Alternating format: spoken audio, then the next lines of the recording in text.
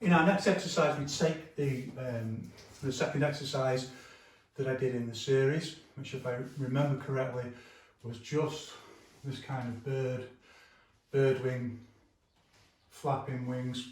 And if you think about this idea of the infinite curriculum, that you can just think, well, if you know one thing, it kind of suggests the next thing.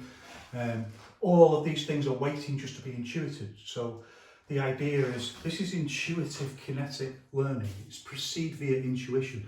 Some people can do that better than others, but everyone can do it a bit.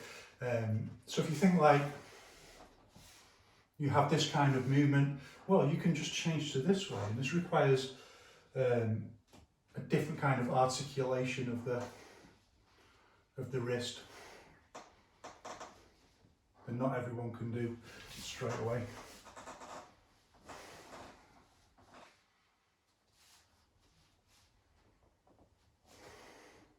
And remember, the speed can change and vary.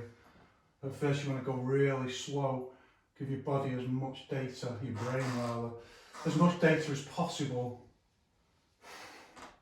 and then you can change.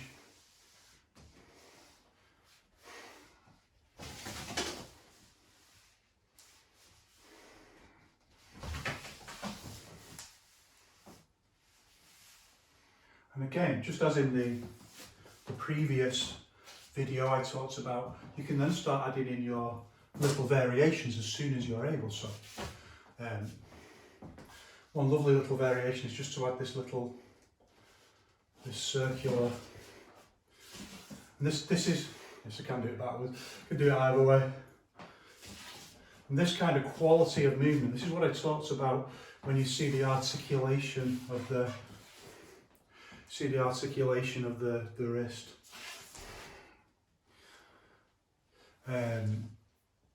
Why the wrist is so important in Chinese wushu, and particularly this kind of training, where you can see this integrated whole body movement, that there's this kind of separation.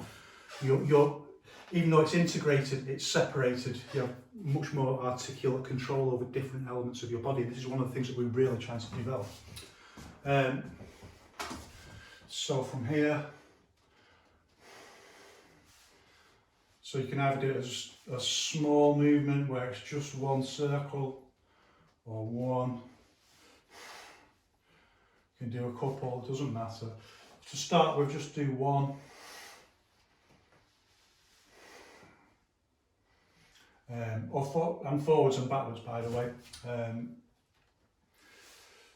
We did it forwards first time, but we can do it backwards. Again, it's an infinite curriculum principle. If you can do it forwards, you can usually do it backwards. So you shouldn't need a coach to tell you things like that. You can just fly. If you've got it, just fly with it. So one.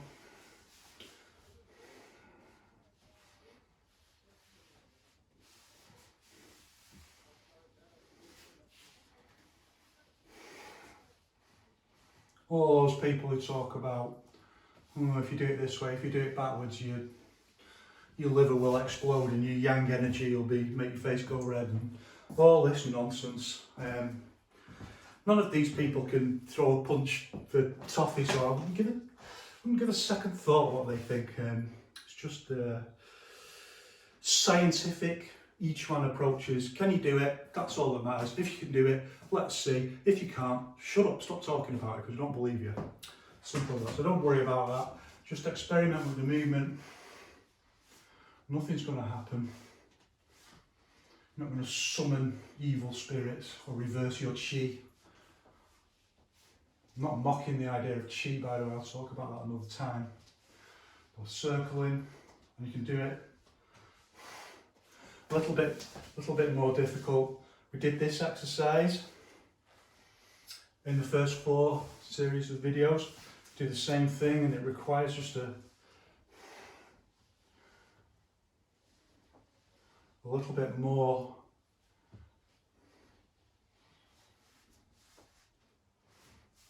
intricate body control to do it. But once you get it, then you can start incorporating it.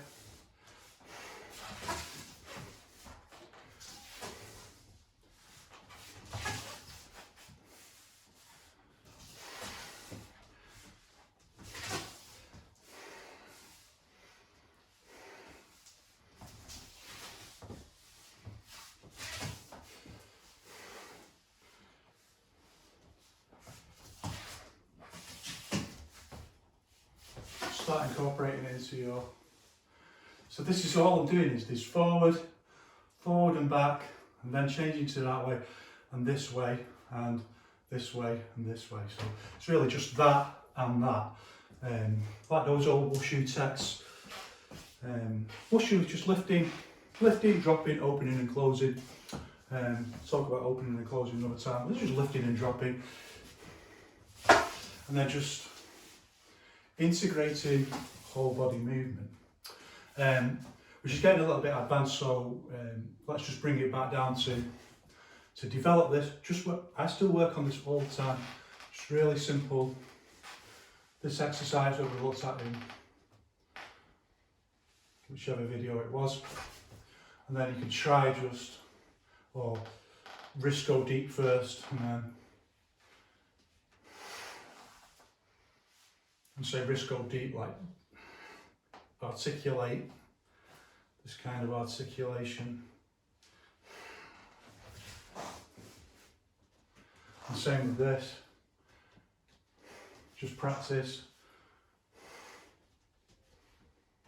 Spend some time practicing, and what I advise is break your practice time up so that part of it, I should say first of all, like, you know, your time for doing, if you do standing, talk about another time, and doing slow movement, if you are a martial artist, I mean, this should be no more than a third of your time. Most of your time's got to be spent on fight training and everything to do with fight training. This is just a basic, it's a basic training exercise, and particularly in the first stages. You can maybe spend a bit less time on it later on, but about a third of your time to help boost your talents, like I talked about in the introduction, help boost your talent up.